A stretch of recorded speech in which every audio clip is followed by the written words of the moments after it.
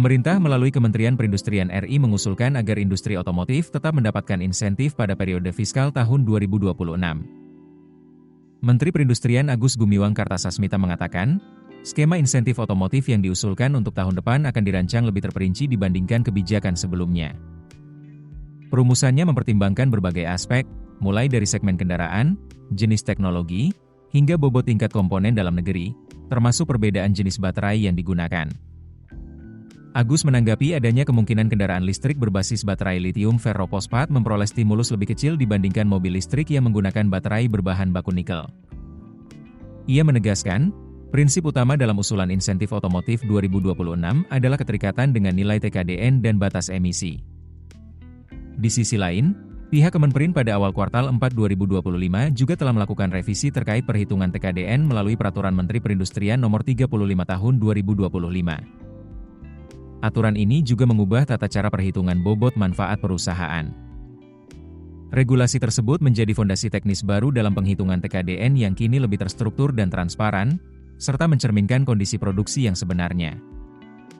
Implikasinya signifikan bagi industri otomotif, karena nilai TKDN kini menjadi pintu utama untuk mengakses fasilitas fiskal, termasuk insentif PPN dan PPNBM yang diatur dalam PMK Nomor 12 Tahun 2025.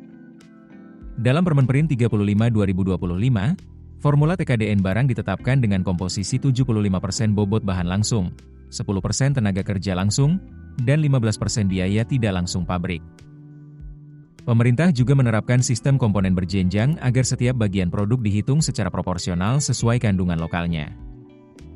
Komponen dengan nilai TKDN di atas 80%, seperti baterai hingga modul elektronik pada kendaraan listrik, akan diperhitungkan penuh sebagai komponen lokal.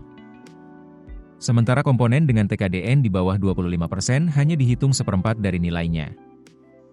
Ketentuan ini mendorong pabrikan otomotif untuk menata ulang struktur biaya, memperkuat rantai pasok domestik, serta memilih pemasok lokal agar dapat memenuhi ambang batas TKDN yang disyaratkan untuk memperoleh insentif. Pemerintah juga memberikan pengakuan TKDN minimal 25% bagi perusahaan yang berinvestasi membangun fasilitas produksi di Indonesia dan mempekerjakan mayoritas tenaga kerja lokal. Tambahan nilai hingga 20% dapat diperoleh apabila pabrikan memiliki aktivitas riset dan pengembangan yang aktif di dalam negeri.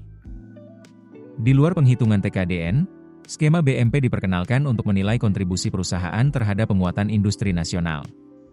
Termasuk dari sisi penyerapan tenaga kerja, investasi baru, lokasi pabrik, penggunaan mesin buatan dalam negeri, kemitraan dengan industri kecil, serta aktivitas penelitian. Meski demikian, Kementerian Perindustrian belum memberikan penjelasan lebih lanjut mengenai potensi pemberian insentif yang besar bagi kendaraan listrik yang menggunakan baterai buatan dalam negeri berbasis nikel dimaksud saat dihubungi. Keputusan bisnis terbaik datang dari data, bukan tebakan. Mudah berlangganan Business Insight dengan subscribe with Google.